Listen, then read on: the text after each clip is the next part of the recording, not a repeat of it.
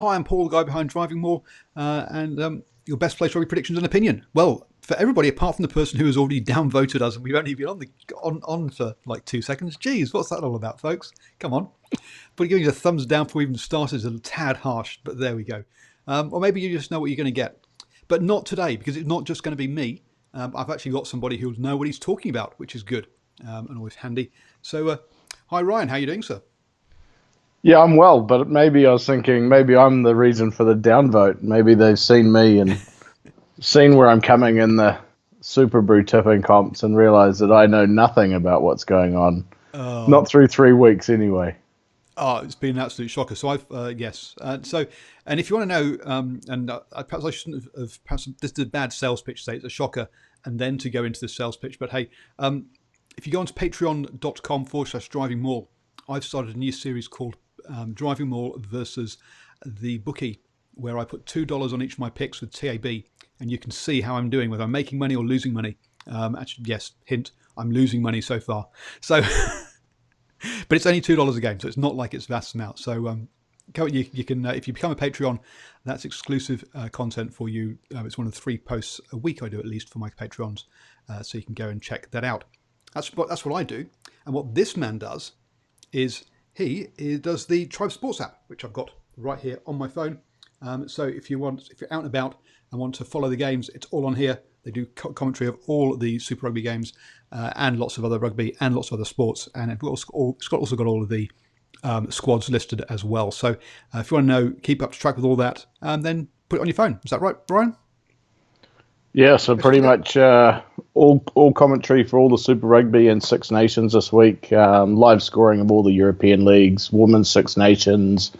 We've got the Under-20s World Cup in there now, so that draw was listed this week, and a whole bunch of other stuff. MLR as well, commentary for most of those games. All there, all live, all free. All free. There you go. Fantastic. Unlike my post there, which will cost you $1 a month. There you go. So I'm expensive. So anyway, we kick off on Friday with the Hurricanes versus the Highlanders. A couple of changes for the Hurricanes after that good win against the Brumbies. Tumaga Allen comes in, and Geordie Barrett will start on the wing. Are you surprised by seeing Geordie Barrett on the wing? Well, I think mostly it's a reward for how Chase Tiatia played last week. I thought he was a real standout for them. Certainly made the most of his opportunity. And in a team where outside back positions is super competitive, when you look at the kind of guys that aren't in the team, still no sign of, Salesi Rayasi, Wes Hooson out this week, no Vince Assor, I think he might be on the bench, no Billy Proctor, so there's so much a wealth of talent there, and Chase Tiatia took his opportunity last week, and I think that's been rewarded. It has. I was also wondering whether the All Blacks have said, hey, we would like to see Geordie get some time on the wing if you can, because, hey, when it comes to Rugby World Cup, we've only got 30 odd players to go with. We'd like to have a bit of versatility and have some experience there. Maybe? Potentially. I mean, they used him there against Italy on the end of year tour last year. So, by every chance that's happened. So, yeah, we've got that. Other than that, it's pretty much the same side that went out against the Brumbies. A couple of changes on the bench. Amua gets his first opportunity, as does Armstrong as well. So no. Sorry, saving you from a sneeze there. So no Riccatelli in the side. So that's just rotation, isn't it, though, Ryan? Yeah, and I think when you kind of look at SFO, Almoa, 2 years ago, he was kind of being tipped as the next big thing. Probably let himself down a little bit with his own conditioning. So he's going to be, I guess, fizzing to go and really needs to make the most of his chances. I was going to say, it's starting to become a bit of a theme with him that he misses the first few rounds getting fit. But I'll be honest, I don't know if that's apparent the reason this year, but it was definitely the reason last year, as you say. Over to the Highlanders, and we're back with the first team pretty much. We've got Aaron Smith, Ben Smith, Whitelock all back into the side. Josh Ioane moves back to the 10 jersey, where I think he's been playing very well. You've got Thomas Umaga Jensen and Tompkinson in the centres there. And then a bit of a surprise again on the wing. Richard Bugman starting out on the right-hand side. It's just a piece that the Highlanders have got too many good centres? Yeah, potentially. And I think at this kind of this stage of the season, you'd probably wanting to get some guys some game time, whether off the bench or giving them a start, who haven't had it yet. And obviously Buckman's a player that they've used throughout the last few seasons, apart from the year he got injured. So perhaps it's just a case of getting him into the mix, getting him some game time. It enables them to give Waisake Naholo a bit of a spell. He's named on the bench. So yeah, and they do have a lot of centres. No All Black quality centres, but the likes of Tay Walden, missing out this week as well. Matt Faddis is there too. So there's a whole heap of talent, and it's trying to fit them all in at times. Yeah, as you say, I can get about 5 good centres that they've got. I mean, there was talk of Tompkinson being the best centre in New Zealand last season for a while. So they've got like 5 good centres, probably about 3 good outside back 3 players, and it's, perhaps it's a little bit short in that space. But you say Naholo's come off the bench there. I think I said Whitelock was back in the mix, didn't I? Yeah. The other person that gets a rest is Frizzell. Gets a rest this weekend with Hemapo moving from the locks to 6, and Lenties on at 7 with Parry Parkinson back into the mix. So so good rotation by the Highlanders as well. After that loss to the Rebels, they really do need to step things up, don't they? Yeah, and I think a lot of people probably saw the loss coming last week, considering the side they named to play. And it was an interesting, I guess, strategic decision. Obviously, they're under pressure to rest the All Blacks, so they had that with them. But they'd started the season 2-0. They were looking good. And you just wonder whether their momentum stalls now, or do they kind of buy into that as, hey, this is a game we might not pick up. They had their chances still. And if Shannon Frizzell doesn't drop the ball over the line at the end, they snatch it, or at least come away with a draw. But it'll be interesting to see how they bounce back from that, and whether they keep that momentum from weeks 1 and 2. Yeah, exactly. To me, it sort of felt a little bit like a return to 2015. In 2015, they lost their games when they rested their All Blacks, and they won their games when they didn't. I've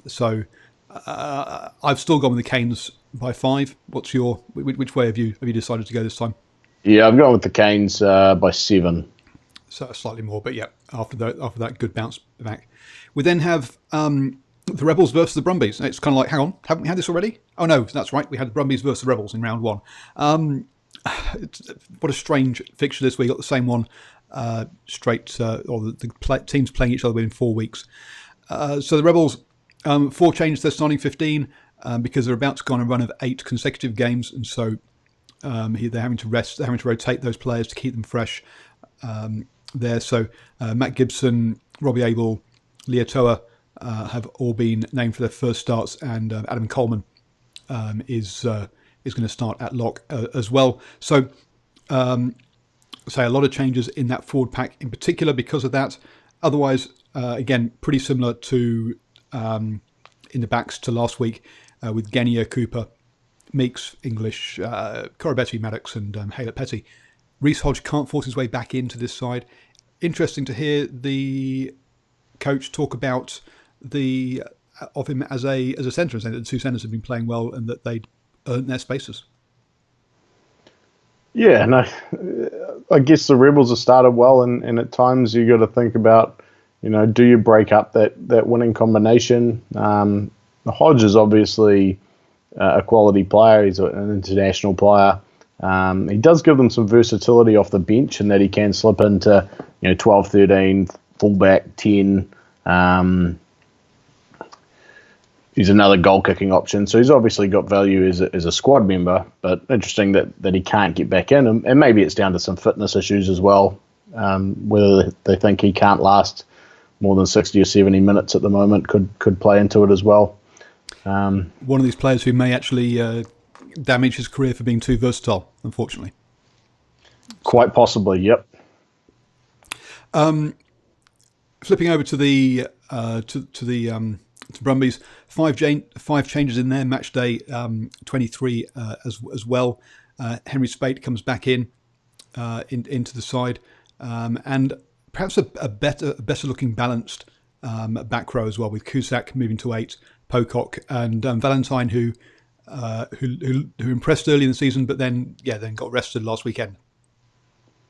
Yeah, I think having Cusack at 8 gives them a lot more mobility. And this was a game that I think is quite hard to kind of weigh up, because you look at what happened in week 1 where the Rebels got up, but David Pocock went off in the opening minutes, and Pete Samu came on and basically played 65, 70 minutes as a 7. So the Brumbies, their forward pack and the makeup of that loose trio is completely different to how they win in week 1. So I like the balance of that. I think Valentini's he gives them the ball carrier. Pocock's obviously the star and the loose trio, and then Cusack just gives them a little bit more mobility at number 8. Yeah, the other player again up front in week 1, I thought the Brumbies would do well. Maybe with that better balance and barring injury, of course, maybe that's where they will get the upper hand. The other player that actually is interesting is Tom Wright coming in at 12, because I've gone blank as to who was playing there last week, but he was their goal kicker. So this is going to put the onus onto Christian Leofano, isn't it? Yeah, as R.A. Simone has been playing at 12. And I get Tom Wright's first Super Rugby start, so there's a little bit of pressure there. He came off the bench last week. I thought Simone was probably a good opportunity for him after he shifted from the Waratahs, and just really hasn't taken it so far. They've been a little bit indifferent in midfield. Kuridrani's had moments where he's kind of been incisive and broken the line, but Simone hasn't really offered much. So it's a good opportunity for Wright to come in and perhaps just offer a little bit of a different kind of aspect to their backline play as well. Yeah, they put up quite a lot of weight on Simone's shoulders with all those kicking duties. He was doing a lot of the kicking from hand as well. So anyway, it's going to be interesting to see if Leofano can step up. Well, I've done what perhaps I shouldn't have done. Perhaps I've oversimplified things, but I went basically the Rebels won by 7 in round 1. Therefore, they're at home. They win by more, and I've gone Rebels by 10. I have gone for the Brumbies. Ooh. I just thought, based on week 1, a little bit of disruption in the game. It was still a game that they had opportunities to win, but they, attacking lineouts that went wrong, blown try chances. I thought that was a game they were right in. They could have won. Bring Pocock back in, a little bit more balance to their side. I've got them winning by 3. Wow. Well, I think it's one of these ones that the Brumbies are going to blow hot and cold this year. I heard an interview with the guy who also wears a bucket hat that's the coach there, gone blank. Laurie Fisher. Laurie Fisher, that's the one, on the Green and Gold Rugby podcast. And he was saying how that they totally changed how the Brumbies play over the last 2 years, or last season, this season, in that they were a very structured side for about 12 years, and they were trying to get the players to get the players to be unstructured. Actually give them or put a structure in place that meant they had 3 or 4 options, and the players choose those options rather than saying this is the play, and they were going to play to over there, then we're going to play that play here, then that play, which is how they used to do it. And so I think the Brumbies will blow hot and cold in the fact that there will sometimes it will click, and other times it won't, like we saw against the Hurricanes. We then have on Saturday. By the way, I'll be live straight after the Hurricanes versus the Highlanders post-match reaction on this channel, so don't forget to subscribe, hit that bell and all that kind of stuff. I will also be at the Zone Sports Bar in Hamilton, in Sky City, Hamilton, with a watching party for the Crusaders versus the Chiefs. Come down and see myself and Stephen. We'll be doing a pre-match, half-time and full-time shows around the game in the bar, so come and say hi and have a chat with us.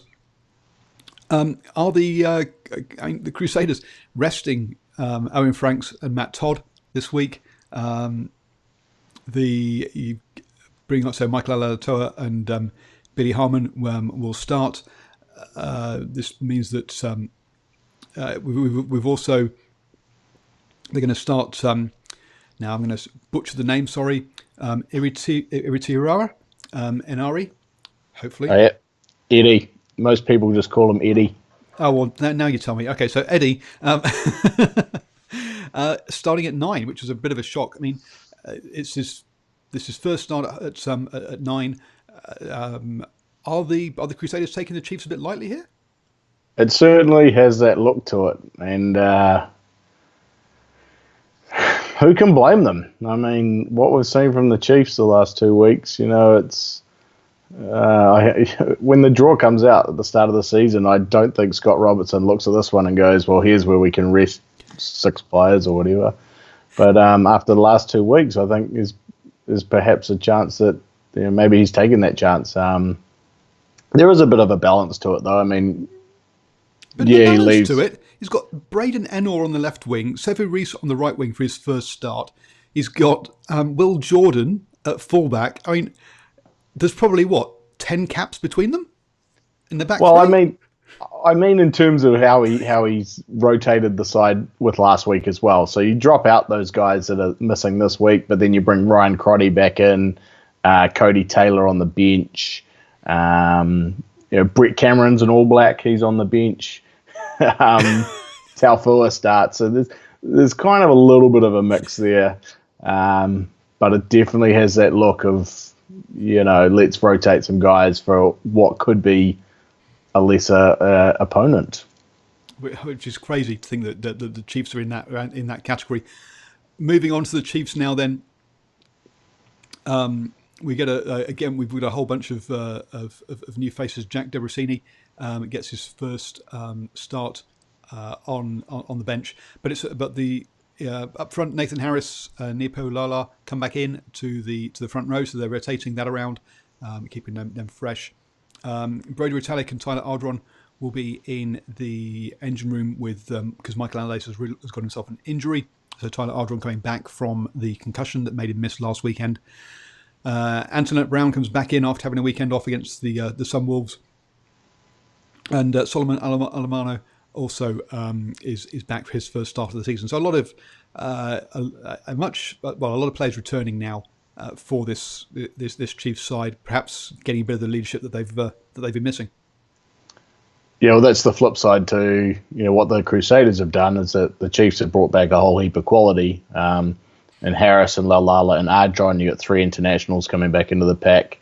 Leonard Brown in midfield with Timur Manu, and then Elo Malo, who's been a star at Super Rugby level over the last probably 2 seasons.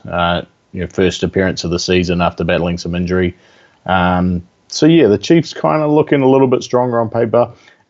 And maybe you look back at last week and go, did they take the Sunwolves lightly? Forced to rest some of their All Blacks. So you kind of get that flip side of, now this is a much better Chiefs side. They're definitely going to be up for it. They're going to be wanting to bounce back from 2 dreadful performances, and they've got a team on paper that looks a lot stronger. They have. Now, I did my pick before we actually saw the sides, and so I went to Crusaders by 15. I'm starting to think I might have gone a little bit long there, but I'm still comfortable with the Crusaders side of the pick.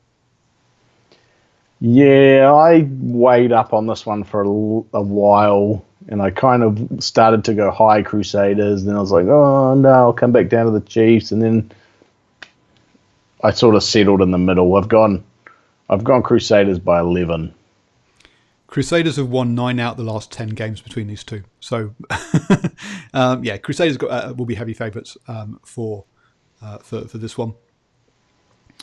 We then have a really interesting one. We're up in Auckland. Over in North Harbour, the Blues are taking on the Sunwolves. The Blues are going to rest Offa Tungafasili. Oh dear me, sorry. Offa Tungafasili and Patrick Tuipulotu because of it's apparently their All Blacks rest. Now, quite what the rest criteria for the All Blacks is a bit hard to find out. There was obviously that 180 minutes in their first 3 games, and now it sounds like it's either 4 or 5 games on the trot that they're allowed to play. So I don't think that they have to rest these players now, but they seem to have been done, which is interesting. So Blake Gibson and Scott Scrafton both come back from long-term injury. Scott Scrafton on to the bench. But the big news, really, aside from those 2 All Blacks being rested, is Harry Plummer starting at 10, with the Terry Black being dropped. I mean, that's a bit of a it's a bit of a statement for a Terry Black, isn't it? Yeah and no. I mean, he hasn't really taken his opportunity yet. I don't think he's been okay, but he's been steering a losing team around the paddock. He's missed shots at goal. I think this is just a case of let's see what we've got with Harry Plummer. I imagine there's going to be plenty more rotation at 10 throughout the year. Still Stephen Perofeta waiting for his chance somewhere. Interesting too, I thought that this team selection's got quite a strong North Harbour flavour to it for a game at QBE. So starting front row is all 3 from North Harbour. Gerard Cowley-Tuioti is also from North Harbour. Lua Lee on the bench, who's Tavita Lee's brother. He's from North Harbour, will be making his Super Rugby debut. So that's kind of a nice touch if they've done it consciously. They've definitely referenced that in their press release. I did see that. So that's kind of cool. That is nice, but I've got to ask you though: are the Sunwolves trolling the the Blues by resting Hayden Parker? I mean, he's been put on the bench. I mean, wow! I mean, the Sunwolves rotating players out against the Blues. I mean, that's a bit. Is that taking the mickey? I don't think so. I think it's possibly a case of a horses for courses type selection. I think the Blues are a team, traditionally anyway, that kind of play a little bit more open, and this could be a game that's kind of high paced, high scoring. So perhaps they see Parker as maybe not suited to that kind of game as much, more of a general type 10. And I still think, they're a team that still needs to worry about minutes for their own players, even if it's not an international. So dropping him to the bench and giving Matsuda a chance at 10 is perhaps just a player management thing as well. Yeah, I think they've also probably. I don't think Booth started last week either, so I think they've also rotated the scrum half as well. I mean, we obviously know the kind of Little and Emery centre combination is going to be strong. It's going to need to be up against Sonny Bill Williams, who's the captain for the Blues. But Van der Heever, looking forward to seeing him run around to the North Shore. Yeah, well, I think he's been a real eye catcher so far, and what he's been able to do on the right wing or at fullback. I think he started in the first game. So that back 3 with Jamie Henry and Samisi Masare it's pretty potent if they can get them decent ball. Emery shifts into midfield after Shane Gates had that pretty horrific injury last week. So he had been playing at fullback. And Michael Little, another, talk about North Harbour having a North Harbour flavour to the Blues team. There's Michael Little played for North Harbour. Alex Woonton on the bench played for North Harbour. And Jamie Booth actually came to North Harbour to try and get game time and ended up just playing a season of club rugby and couldn't make the team, which is kind of interesting. So there's a little bit of flavour to their selection as well. Wow, interesting that. And so yes, now have I just been caught up in the hype by going for the Sunwolves by 5, or is there real hope? Is there a real chance the Blues going 0-4? I think there's a chance. And I think that's the hard thing about picking this game is you look at the Sunwolves. I thought they were okay in weeks 1 and 2 despite losing. They probably should have beaten the Waratahs. They were scratchy week 1 against the Sharks without being bad. They just couldn't sort of string it together for 80 minutes. Yeah, I mean, they didn't have any preseason games, did they? And that's really been their problem. Yeah. So they've kind of been building, and then it all clicked last week. but they've only won once in New Zealand. Granted, it was last week, but to put 2 in a row would be pretty something. So I've gone for the Blues. By how many? How confident are you? I've gone for the Blues by 14. Whoa, that is big! Wow, especially after the Blues performances so far this season, that is very big. Oops, I left you on camera, not put myself on camera. Here I am trying to increase the production value of the show and keep it interesting for the viewers' eyes. Sorry. Okay, interesting that one, but wow, I think you overcooked it. I realise we're overrunning now, but so we'll get a shift on. Waratahs versus the Reds, New South Wales versus Queensland, always a big one. So the Tars have gone for a full strength side here.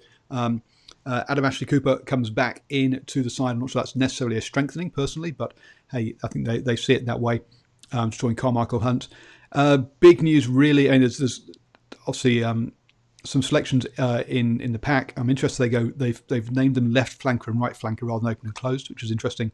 But the big news really is Curtly Beale at fullback, isn't it? And putting Folau onto the wing.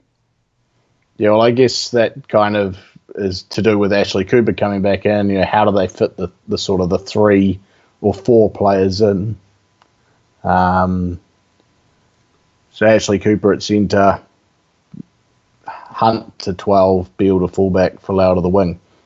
Whether they could have just put Ashley Cooper onto the wing, I guess they see him maybe with a little bit less pace these days, and so he comes in at centre. And to be fair to Hunt, he has played very well at 12. And there has been a bit of talk in Australia by the new Wallabies selectors saying, right, players, we're going to select players in their real position and not just try and fit the best 15 players on the pitch. So maybe there's an element there also of Curtly Beale.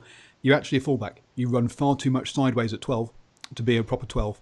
So fullback is your position. And maybe there's an element of now that players will get picked where they are best rather than just trying to get the best 15 players on the pitch. I guess the interesting thing with that is I would say that Folau is their best fullback. So, yeah, there is an element to, I think, if you name a guy at a position, but how you use him can sometimes go against that. So Folau's back, receiving a lot of kicks, able to launch counter-attacks, and you bring him in field fit, into your backline moves, and it doesn't matter so much that he's wearing 14 on his back, but then there is the risk that he gets stuck out on a wing and doesn't get any ball. So yeah, unless they do what they did against the Rebels last year, which was just basically just bomb lots of high kicks to his wing as an attacking move rather than a defensive move. Right. And looking at who the Reds have out on their wings, Naivalu on one wing and on that left wing is who he's going to be opposite. So yes, I think I would put some good money on Folau winning some of those kicks against Sefa. Great with ball in hand, but under that high ball, he's going to be really challenged. Obviously, the bad injury to Pia. Oh, geez. Pataya. There we go. Thank you. Because I've not got it written down in front of me. Means that, which is really unfortunate. He was looking really good, but is out for the season. So Sammy Karevi has had to move out to 13. Apart from that, we are looking at a strong red side here.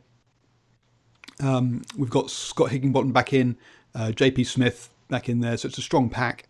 I guess the interesting one is Isaac Lucas at fullback for his debut, or his starting debut at very least, and the choice of Bryce Hegarty over Hamish Stewart at 10. Yeah.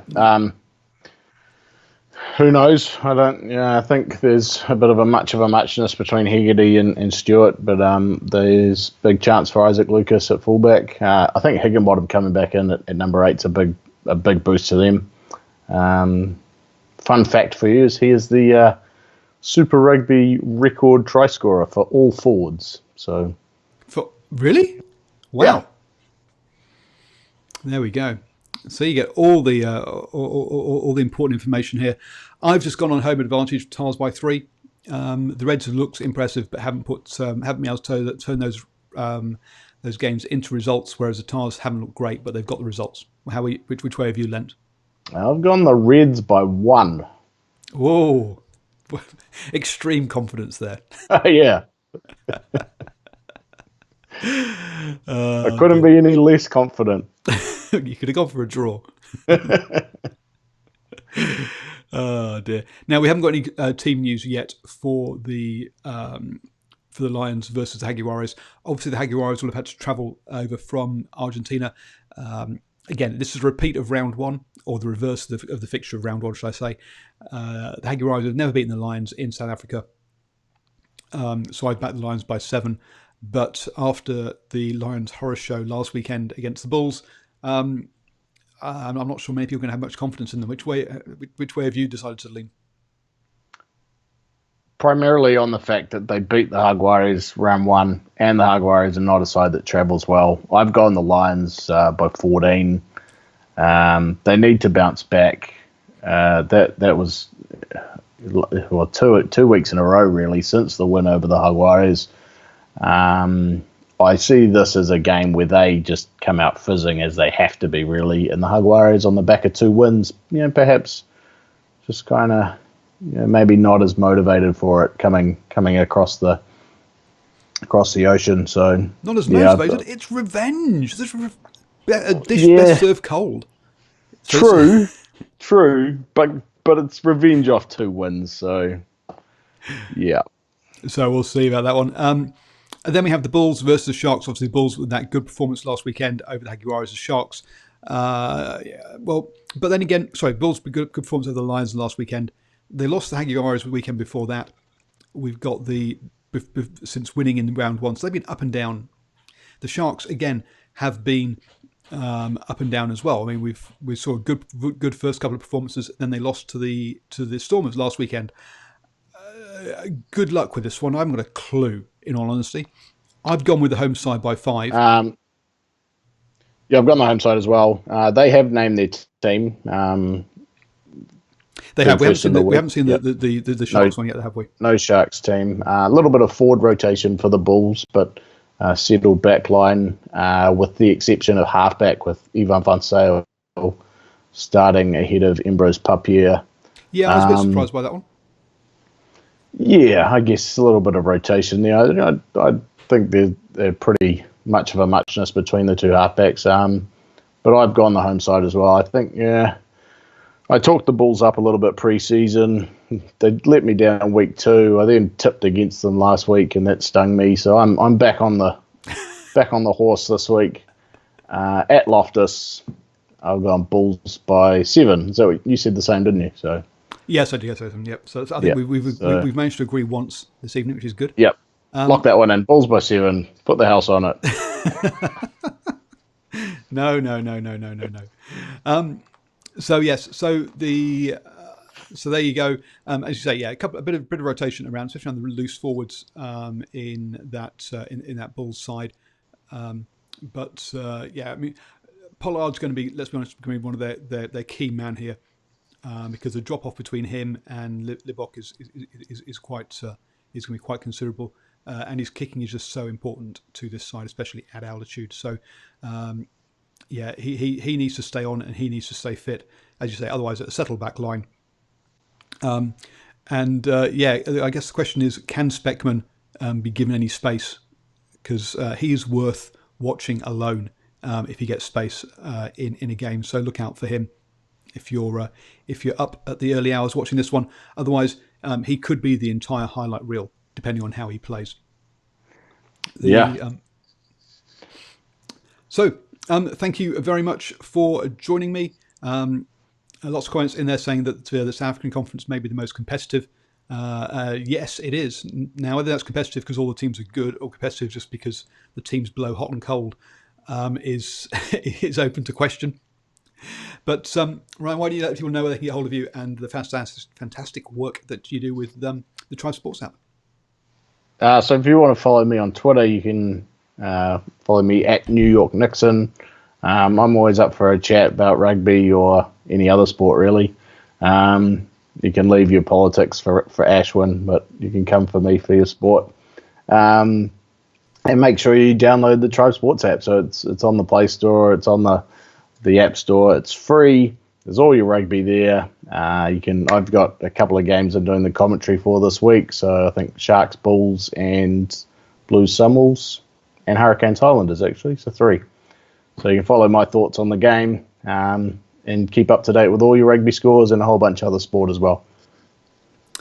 And don't forget, up there is how you subscribe, and do subscribe because I'll be live post-match for the Hurricanes versus the Highlanders. We'll be live streaming from the Zone Sports Bar in Sky City, Hamilton, for the Crusaders versus the Chiefs, and then I'll be home again for the Blues versus the Sunwolves to do post-match reaction for those. So I'm doing 3 games this weekend. Over that way, there'll be 2, for those watching the recording anyway, there'll be 2 videos that the artificial intelligence here at YouTube say you'll adore. So check those out as well. Bye.